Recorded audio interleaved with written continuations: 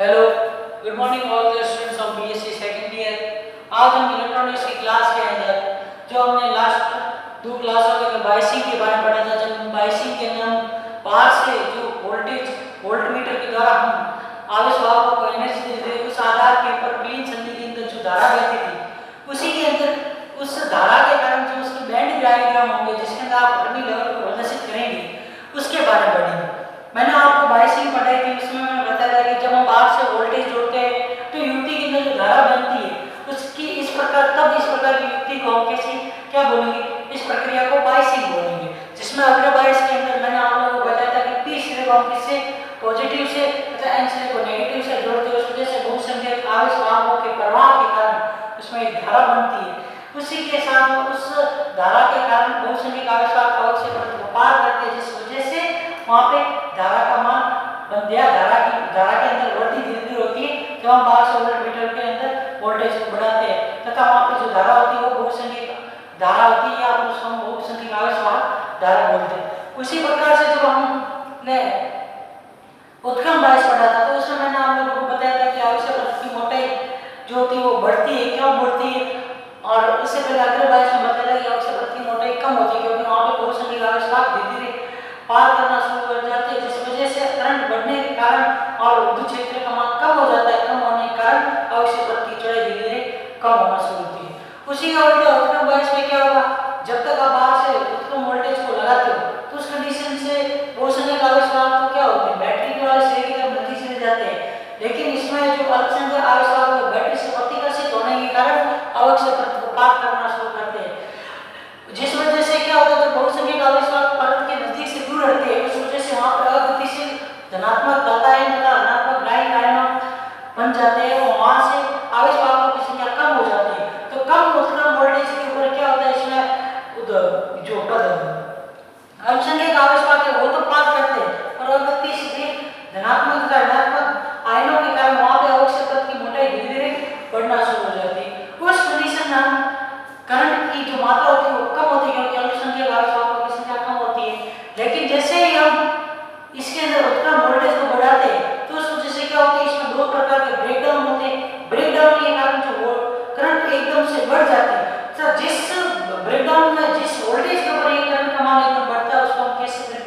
उस वोल्टेज को कैसे वोल्टेज बोलते हैं, ब्रेकडाउन वोल्टेज बोलते हैं। तथा मैंने ये भी बताया था कि ब्रेकडाउन दो प्रकार का होता है, एवलांची ब्रेकडाउन तथा जेनर ब्रेकडाउन। तो एवलांची ब्रेकडाउन में मैंने बताया था कि जब हम बाहर से उत्क्रम वोल्टेज को बढ़ाते हैं तो उस कंडीशन में जो यहाँ पर अल्पसंख्यक आवेश वाहक होते हैं ये क्या करते हैं, बहुत ही अधिक गतिज ऊर्जा के साथ में इस अवक्षय प्रति में उपस्थित अगतिशील आयनों के साथ में टक्कर करते हैं। अगतिशील आयनों के साथ में टक्कर के कारण जो इनमें से इलेक्ट्रॉन तथा होल युग्मों का आवेश वाहकों के रूप में उत्सर्जन होता है। यहाँ से इन होल्स तथा इलेक्ट्रॉन की जब आपस में टक्कर होती है इसके साथ में आयनों के साथ तो यहाँ से अब देखो अल्पसंख्यक आवेश वाहकों के कारण के टक्कर के कारण आवेश वाहक उत्पन्न हो रहे हैं, कहां से, आयनों से। इस वजह से ये आवेश वाहक कैसे होंगे, अल्पसंख्यक आवेश वाहक होंगे, तब उस वजह से एवलांची ब्रेकडाउन के कारण द्वितीय प्रसरण होता है, किनका, इलेक्ट्रॉन तथा होल का, किसके, अल्पसंख्यक आवेश वाहकों के धनात्मक तथा ऋणात्मक आयनों के साथ टक्कर से। तो उस वजह से आवेश वाहकों की अल्पसंख्यक आवेश वाहकों की संख्या भी बढ़ जाती है। अल्पसंख्यक आवेश वाहकों की संख्या बढ़ने के साथ साथ में उनके प्रवाह की दर भी बढ़ेगी, प्रवाह की दर के साथ में करंट का मान भी बढ़ जाता है। तो इस प्रकार का ब्रेकडाउन कैसा ब्रेकडाउन था, एवलांची ब्रेकडाउन। लेकिन दूसरी कंडीशन होती है कि जेनर ब्रेकडाउन। जेनर ब्रेकडाउन में हम पहले से क्या होता है कि जब हम संधि बनाते हैं उस समय हमने पहले से डोपिंग बहुत ज्यादा की हुई होती है, इसमें पी प्रकार का चलता है, एन प्रकार का चलेगा। उस वजह से क्या होता है, दोनों का जो सहसंयोजक बंधन से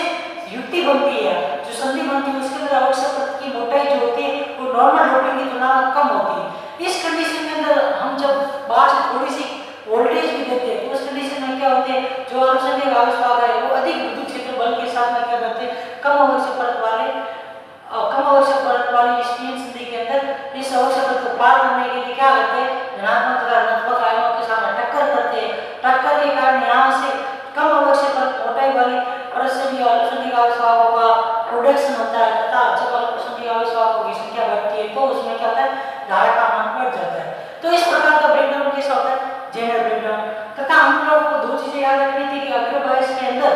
क्या होगा, अवश्य परत की मोटाई कम होती है तथा वहीं पर उत्क्रम वायु संदेश के उल्टा होता है कि वहाँ पर उत्क्रम वोल्टेज के कारण बहुसंख्यक आवेशवाहकों का फ्लो नहीं होता, लेकिन अल्पसंख्यक आवेशवाहकों के कारण वहाँ पर अवश्य परत की मोटाई बढ़ जाती है। आज हम उसी के ऊपर आधार के ऊपर हम क्या पढ़ेंगे, वेन डायग्राम तथा VI इक्वेशन। जो आप लोग ग्राफ पढ़ते हो इस प्रकार का ग्राफ, इसके अंदर जो ये करंट की जो ग्राफ बनती है, ये ग्राफ की समीकरण क्या होगा, क्योंकि आप लोगों को मालूम है आप करंट I तथा V का ग्राफ बनाते हो, और ये ग्राफ ऐसा क्यों आता है, इसकी एक समीकरण होती है जो आप पीएनसी में पढ़ते हो, उसमें जो करंट फ्लो होती है उस करंट का एक इक्वेशन होता है, उस करंट के इक्वेशन के कारण इस ग्राफ के अंदर जैसे वोल्टेज परिवर्तन होता है वैसे वैसे ये ग्राफ इस प्रकार से कैसे प्राप्त होता उसके बारे में पढ़ेंगे। तो सबसे पहले तो मैं आप लोगों को इस बैंड इस प्रकार की जो पीएन संधि है उसके अंदर जो बैंड डायग्राम होते हैं उसके बारे में बताना, उस बैंड डायग्राम के आधार पर अलग अलग जो बाइसिंग होगी उसके अंदर करंट की इक्वेशन कैसे बनती है, उन सभी चीजों के बारे में बताने के बाद में आप लोगों को जो करंट की इक्वेशन कैसे प्राप्त होती है उसके बारे में बताऊंगा। तो सबसे पहले तो हम क्या नॉर्मल कंडीशन में देखते हैं, जब आपने पीएन संधि को सहसंयोजक बंध या संपर्क में नहीं लाया उस कंडीशन में पी प्रकार और एन प्रकार के अंदर आप देखते हो तो जो पी प्रकार का जो अंदर जो सहयोजी बैंड होता है उसमें अवलोक की संख्या अधिक होती है तथा चालन बैंड में इलेक्ट्रॉन की संख्या कम होती है, तो उस वजह से यहाँ पर फर्मी लेवल कहाँ पे स्थित होता है, सहयोजी बैंड के पास में, और वहीं पर एन प्रकार के चालन में क्या होता है, इलेक्ट्रॉनों की संख्या सीडी के अंदर अधिक होती है तथा होल की संख्या मिली में कम होने के कारण यहाँ पर फर्मी लेवल कहाँ पे होता है, सहयोजी बैंड चालन बैंड के नजदीक होता है। तो ये वाली जो कंडीशन होती है वो नॉर्मल पीएन संधि जब आप बनाते हो उससे पहले वाली कंडीशन है। अब दूसरी कंडीशन आती है जब आपने पीएन संधि बनाई और उसके बाद बाहर से किसी प्रकार का वोल्टेज नहीं जोड़ा, मतलब नॉर्मल सहसंयोजक बंध के द्वारा जो पीएन संधि को बनाया तब तो आप लोगों को क्या बनती, पीएन संधि बनती जिसमें एक आवेश परत का निर्माण होता है जहां पर अलग गतिशील आवेश उपस्थित होते हैं। तो उस कंडीशन में क्या होगा, यहाँ वाले लेवल के लिए और यहाँ वाले लेवल के लिए फर्मी लेवल कैसे हो जाते हैं, समान हो जाते हैं, जहाँ पे EFn बराबर क्या हो जाता है EFp, क्यों, क्योंकि जितने हॉल n प्रकार के p प्रकार के अचालक के अंदर होते हैं उतने उतने इलेक्ट्रॉन किसमें होते हैं, n प्रकार के अचालक के अंदर क्या होते हैं, Cb के अंदर। उस वजह से जो लेवल या जिस जो एनर्जी का मान या जो एनर्जी लेवल किसके नजदीक होता है, p संधि के अंदर Bb के पास होगा, वही का वही एनर्जी लेवल किसके पास होता है, n प्रकार के अचालक के अंदर Cb के पास होता है। इस वजह से यहाँ पे EF बराबर क्या हो जाता है En के। ऐसा क्यों होता है, क्योंकि चालन बैंड में जितने इलेक्ट्रॉन किसके अंदर n प्रकार के अचालक में होते हैं उतने उतने होल्स p प्रकार के अंदर किसमें होते हैं, सहयोजी बैंड में होते हैं। इस वजह से हम देखेंगे कि जितनी करंट अब इसमें आप लोगों को मान लो जो भी करंट बहेगी वो क्या होगी, यहाँ पे आवश्यक प्रतिरोध को तो ये दोनों के दोनों क्षेत्र दोनों प्रकार के आवेशवाहक बहुसंख्यक आवेशवाहक इसको पार नहीं करेंगे, तो जो आवश्यक प्रतिरोध को पार करने वाले होंगे या जो इनकी गति होगी इन इलेक्ट्रॉन्स तथा होल्स की उस आधार के ऊपर जो इसके अंदर यादृच्छिक गति होगी। अब देखो यहाँ पे आपने बाहर से किसी प्रकार की कोई एनर्जी नहीं दे रखी, जब एनर्जी नहीं दे रखी है होती है उस कंडीशन के अंदर जो अल्पसंख्यक आवेशवाहक होते हैं उनको ये p प्रकार के तथा ये n प्रकार के जो क्षेत्र होते हैं अचालक होते हैं वो क्या करते हैं, अपनी तरफ आकर्षित करते हैं। यहाँ पे जो n प्रकार के जो अल्पसंख्यक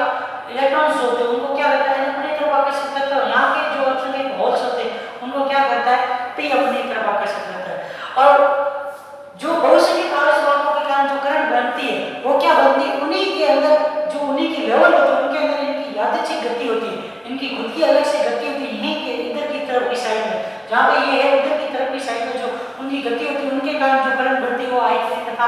I2 बनती है। वो करंट क्या होती है, इन्हीं बहुसंख्यक आवेशवाहकों के खुद के बैंडों के अंदर कैसी गति, यादृच्छिक गति अलग अलग गति के कारण बनती है, जो ये I3 तथा I2 होगी दोनों क्या बहुसंख्यक आवेशवाहकों के कारण बनी है। और यहाँ पे ये करंट तथा ये करंट इन दोनों करंट का मान बराबर क्यों होता है, I2 तथा I1 तथा I3 का मान यहाँ पे इन करणों का मान आपस में बराबर ही होता है, क्योंकि आप देखोगे तो इधर से क्या ये I1 और I4 इक्वल हो जाएंगे तथा एक बार में I3 तथा I4 इक्वल हो रहे हैं। इसका कारण यहाँ पे ये है कि जो यहाँ पे करंट बन रही है यही करंट बन रही है इलेक्ट्रॉन तथा होल के कारण बन रही है, इनका मान आपस में बराबर होता है। और इधर वालों के कारण जो इलेक्ट्रॉन तथा होल के कारण जो करंट होगी उसका भी मान एक जैसा होता है। इसका कारण ये होता है क्योंकि यहाँ पे बहुसंख्यक आवेशों की खुद के अंदर ही गति होती है, जो उस गति के कारण यहाँ पे करंट बनती है। उस वजह से क्या होता है कि उस वजह से इस करंट का मान कम होता है और इधर भी उसी वजह से इस करंट का मान कम होता है। इस वजह से ये इक्वेशन है I1 बराबर क्या आता है I2 तथा I3 बराबर क्या आता है I4 होता है।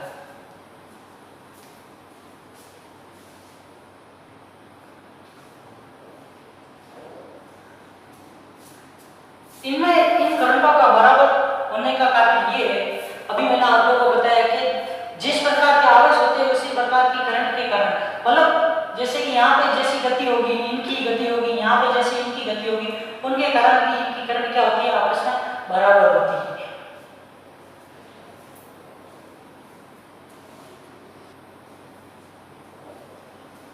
थर्ड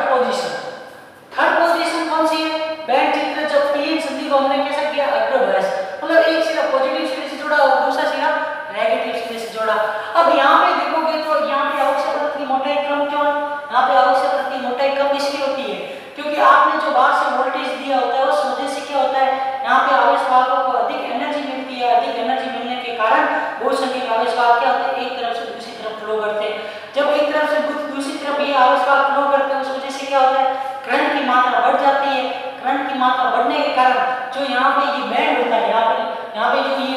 जो विभव अवरोधक होता है वो क्या करता है आवेश वाहक को रोकने में असक्षम होता है। जब विभव अवरोधक क्या आप बोल सकते हैं विभव रोधी का विभव जो होता है या बैंड कैरियर वोल्टेज बैरियर, ये जो अगर बहुसंख्यक आवेश वाहक को रोकने में नाकामयाब होता है उस कंडीशन में क्या होता है पोटेंशियल बैरियर का मान धीरे धीरे कम होना शुरू होता है। उस वजह से यहाँ पे आवेश वाहकों का फ्लो क्या होता है P से N की तरफ बहुसंख्यक होल्स प्रवाह करते हैं और N से P की तरफ बहुसंख्यक इलेक्ट्रॉन का प्रवाह होता है। क्योंकि आपने जो वोल्टेज दी हुई होती है उस बाहर से वोल्टेज के कारण यहाँ पे आवश्यक परत की मोटाई क्या हो जाती है कम हो जाती है। उस वजह से इसके अंदर जो आवश्यक परत जो होती है जो कि रोकने के लिए जो कि इलेक्ट्रॉन तथा होल्स को रोकने के लिए कोशिश करती है या मदद के लिए आवश्यक होती है उसका मान धीरे धीरे क्या होता है आप देखोगे तो यहाँ पे धीरे धीरे इस बैंड का मान क्या हो रहा है कम हो रहा है। इस बैंड का मान कम होने के कारण ये आवश्यक परत ये दोनों ही लेवल क्या हो रहे हैं P तथा N के लेवल एक दूसरे के नजदीक या बराबर आने की कोशिश करते हैं। इन दोनों के बीच में बैंड गैप का मान कम हो जाता है। अब यहाँ पे देखोगे तो यहाँ पे करंट क्या होती है बहुसंख्यक आवेश वाहक होल्स तथा इलेक्ट्रॉन के कारण करंट बहती है। तो होल्स तथा इलेक्ट्रॉन के कारण जो करंट बहती है उसके कारण जो बहुसंख्यक आवेश वाहकों के जो करंट है वो कौन सी I2 तथा I3 इन दोनों का मान जो होता है तो फ्लो तो यहाँ पे अल्पसंख्यक आवेश वाहकों को होता है पर यहाँ पे क्या होता है अल्पसंख्यक आवेश वाहकों की संख्या कम होती है। अल्पसंख्यक आवेश वाहकों की संख्या कम होने के कारण जो इनकी करंट जो होती है वो कितनी बहुसंख्यक आवेश वाहकों की तुलना में कम होती है। तो जो टोटल करंट का इक्वेशन बनता है V वोल्टेज के ऊपर V वोल्टेज और बहुसंख्यक आवेश वाहक और अल्पसंख्यक आवेश वाहकों का वो टोटल करंट क्या होती है I2 + I3 माइनस के I1 + I4, जहाँ पे ये करंट जो अंतर है वो किसको बताता है जो इस अग्रभ्यास के अंदर जो करंट बहेगी बहुसंख्यक आवेश वाहकों और अल्पसंख्यक आवेश वाहकों के कारण उसके अंतर के बराबर होता है। अब चौथी कंडीशन के अंदर क्या होता है जो करंट फ्लो होती है वो कौन से आवेश वाहकों के कारण होती है अल्पसंख्यक आवेश वाहकों के कारण होती है। उस वजह से क्या होता है इसमें बैंड गैप जो होता है W का मान क्या होता है बढ़ जाता है। W का मान बढ़ने के कारण यहाँ पे पोटेंशियल बैरियर का मान भी क्या हो रहा है बढ़ जाता है। मतलब जो आपने विभव लगाया वो विभव क्या करता है इसमें जो बैंड गैप होता है जो ये आपकी जो आवश्यक परत होती है उसकी मोटाई को बढ़ाने की कोशिश करता है। इस वजह से EBB + BB मतलब आवश्यक परत की मोटाई यहाँ पे बढ़ जाती है और उसी का उल्टा क्या होता है यहाँ पे जो आपने बाहर से वोल्टेज दिया वो क्या करता है आवेश वाहकों को फ्लो होने में मदद करता है। इस वजह से यहाँ पे जो परत की मोटाई है वो उसका मान जो है ना पोटेंशियल बैरियर उसका मान धीरे धीरे कम होना शुरू होता है। इस वजह से आप देखोगे तो यहाँ पे बहुसंख्यक आवेश वाहकों का तो फ्लो होता नहीं है। जब बहुसंख्यक आवेश वाहकों का फ्लो नहीं होता तो उस वजह से बहुसंख्यक आवेश वाहकों के कारण बहने वाले करंट का मान क्या होता है 0। लेकिन यहाँ पे जो करंट बहती है वो किसके कारण बहती है अल्पसंख्यक आवेश वाहकों के कारण बहती है। इस वजह से यहाँ पे जो टोटल करंट मिलती है वो सिर्फ किसके कारण बनती है अल्पसंख्यक आवेश वाहकों के कारण, जो कि I बराबर किसका होता है I1 + I4। ये बन गया आपकी क्वेश्चन नंबर 3। तो आपको ध्यान रखना फर्स्ट कंडीशन तो क्या होगी जिसके अंदर जब आपने P तथा N को बिल्कुल भी एक दूसरे के संपर्क में नहीं रखा तो उस कंडीशन के अंदर जो फर्मी लेवल होता है P प्रकार के लिए वो संयोजी बैंड के पास होता है तथा N प्रकार के लिए चालन बैंड के पास होता है। सेकंड कंडीशन के अंदर क्या होता है जब आप इन दोनों को संपर्क में लाते हो तो दोनों के लिए जो चालन बैंड होता है वो फर्मी लेवल जो होता है वो एक ही सीध में आ जाता है, जो कि चालन बैंड में इलेक्ट्रॉनों के लिए N प्रकार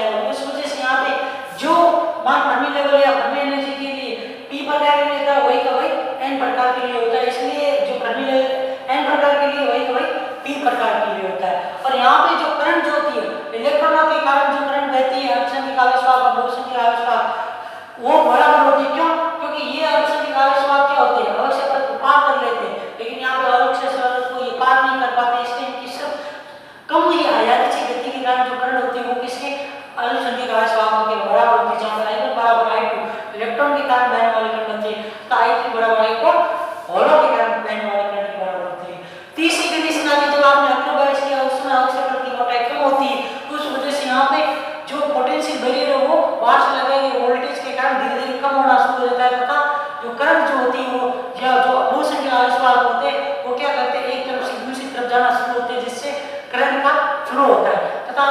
अल्पसंख्यक आवेश वाहकों के कारण बहने वाली करंट जो होती है उसका मान बहुसंख्यक आवेश वाहकों के कारण कम होता है, तब हमें टोटल जो करंट मिलती है उसका मान I2 + I3 - I1 + I4 equation मिलती है, क्योंकि यहाँ पे जो करंट बहती है वो बहुसंख्यक आवेश वाहकों के कारण अधिक होती है तथा अल्पसंख्यक आवेश वाहकों के कारण कम होती है। जब दोनों का अंतर निकालेंगे तो हमको इसके अंदर जो टोटल करंट मिलेगी उसके बारे में पता चलता है। थर्ड या फोर्थ कंडीशन जो होती है वो होती है उत्क्रम बायस के कारण, जिसमें जब आप नेगेटिव सिरे को P से तथा पॉजिटिव सिरे को N से जोड़ते हैं तो हमको करंट का मान पता चलता है। यहाँ पे अक्षीय परत की मोटाई अधिक होने के कारण बहुसंख्यक आवेश वाहकों का फ्लो नहीं होता, जिस वजह से बहुसंख्यक आवेश वाहकों के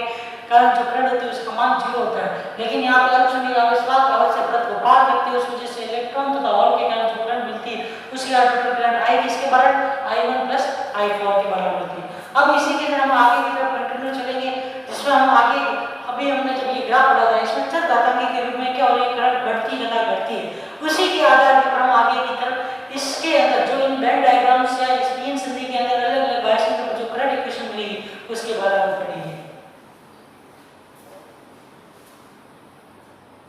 अभी तक हमने 3 इक्वेशन है जो पीएन संधि अग्रबायस तथा उत्क्रम बायस के अंदर जो करंट की इक्वेशन है थी उनके बारे में पढ़ लिया था तथा अलग-अलग वोल्टेज के ऊपर यहाँ पे वोल्टेज V बराबर 0 लिया था। अब हम आगे इन्हीं इक्वेशंस की सहायता से हम क्या निकालेंगे, अगर पीएन संधि के अंदर हमको करंट फ्लो करनी है, मैंने बताया था कि करंट कैसे एक्सपोनेंशियली इंक्रीज होती है दोनों तरफ, उत्क्रम बायस में भी और अग्र बायस में भी, उसी के बारे में आगे की तरफ बढ़ेंगे। तो उसी कंडीशन में हमने मान लिया कि यदि माना कि अगर I2 करंट को एक्सपोनेंशियल फॉर्म में किस रूप में लिखा जाता है C1 exponential -q Vb - V/kT, ये दोनों इक्वेशन आपको याद रखनी है। ये इक्वेशनों को सिर्फ रटना है, क्योंकि हम लोगों ने अभी मैंने जब आप लोगों को नॉर्मल डेफिनेशन बताई थी उसमें भी बताया था कि जो करंट बढ़ती है वो एक्सपोनेंशियल फॉर्मेट में बढ़ती है, इसलिए जो करंट की इक्वेशन में मानी जाएगी वो भी किस फॉर्मेट में मानी जाएगी एक्सपोनेंशियल या चर घातांकी के रूप में मानी जाती है। इसलिए I2 बराबर क्या होना C1 exponential -q Vb - V/kT तथा I3 के लिए C2 exponential -q Vb - V/kT, जहां पे C1 और C2 नियतांक है। हमने समीकरण नंबर 1 से पढ़ा था कि I1 किसके बराबर होता है I2 के किस वोल्टेज पर 0 वोल्टेज पर, तो समीकरण नंबर 4 से जो I1 की वैल्यू वो क्या बन जाएगी C1 एक्सपोनेंशियल -q Vb/kT। इसके अंदर हमको अगर C1 की वैल्यू निकालनी है तो इस एक्सपोनेंशियल को इधर की तरफ भेजेंगे तो ये माइनस का साइन चेंज होकर किसमें बदल जाएगा प्लस में, तथा C1 का वैल्यू क्या मिलेगा I1 एक्सपोनेंशियल q Vb/kT। अब ये समीकरण तो C1 की निकल गई, इसी प्रकार से C2 का मान निकालना है तो समीकरण नंबर 1 से हम जानते हैं I3 बराबर I4 किसके ऊपर V बराबर 0 वोल्टेज पे, तो समीकरण नंबर 5 के अंदर यहाँ पे I3 की जगह पे क्या आ जाएगा I4 C2 exponential -q Vb/kT, यहाँ से C2 का मान क्या आ जाएगा I4 एक्सपोनेंशियल q Vb/kT। ये समीकरण नंबर 6 और 7 है, इन दोनों की सहायता से हम 4 तथा 5 से जो करंट I2 तथा I3 उसका मान निकालेंगे। अब क्या करेंगे समीकरण नंबर 6 का मान हम जब समीकरण नंबर 4 में रखेंगे तो I2 का मान क्या आ जाएगा C1 की जगह पर I1 एक्सपोनेंशियल q Vb/kT आ जाएगा, तो यहाँ पे क्या हो जाएगा q Vb - kT अपन इसमें जब मान रखेंगे तो I2 बराबर क्या आ जाएगा I1 एक्सपोनेंशियल q Vb/kT। इसी से प्रकार से 7 और 5 से क्या हो जाएगा 7 और इस 5 से वही का वही मान इसमें रखेंगे तो क्या आ जाएगा q Vb/kT I4 के रूप में। अब इस 8 तथा 9 से क्या करेंगे मान रखेंगे किसमें समीकरण नंबर 3 के अंदर, सॉरी 2 के अंदर, जब 2 के अंदर इनका मान रखेंगे तो इक्वेशन में आप देखोगे कि ये जो I2 का मान रखोगे तो क्या आ जाएगा I1 exponential q Vb/kT plus I4 exponential q Vb/kT minus I1 minus के I4, यहाँ से माइनस का साइन अंदर की तरफ जाएगा तो अंदर वाला भी क्या हो जाएगा माइनस हो जाएगा, तो I बराबर क्या आ जाएगा I1 plus I4 exponential q Vb/kT minus के 1, I बराबर I0 एक्सपोनेंशियल q Vb/kT। यहाँ पे I1 प्लस I4 तो I0 इसलिए लिखा है क्योंकि ये जो I1 प्लस I4 है ये दोनों कंडीशन के अंदर कैसी करंट है जो उत्क्रम बायस के अंदर या फिर आप जो अग्र बायस दोनों में पढ़ते थे उसमें करंट कैसी होती थी, जो अल्पसंख्यक आवेश वाहकों के कारण जो धारा होती थी उसको किससे I0 से प्रदर्शित किया जाता है, इसलिए I बराबर I0 एक्सपोनेंशियल q Vb/kT।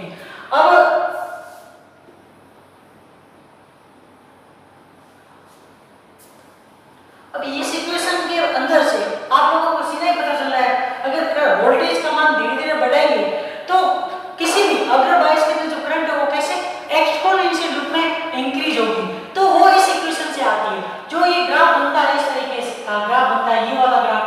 यहाँ पे ये वाला ग्राफ, ये दोनों ग्राफ जो बनते हैं वो इस इक्वेशन के अंदर आप देख रहे हो एक्सपोनेंशियल आ रहा है उसके कारण, क्योंकि एक बार जब अगले बायस में जाओगे तो वोल्टेज किसमें होगा, पॉजिटिव होगा, तो पॉजिटिव के कारण करंट इंक्रीज हो रही है पॉजिटिव डायरेक्शन में, लेकिन उत्क्रम बायस में यहीं पर ये माइनस का साइन आ जाता है, उस वजह से जो करंट होती है वो नेगेटिव की तरफ इंक्रीज होती है, यही कारण होता है इन दोनों ग्राफ का। अब हम आगे की तरफ जब बढ़ेंगे तो जेनर डायोड और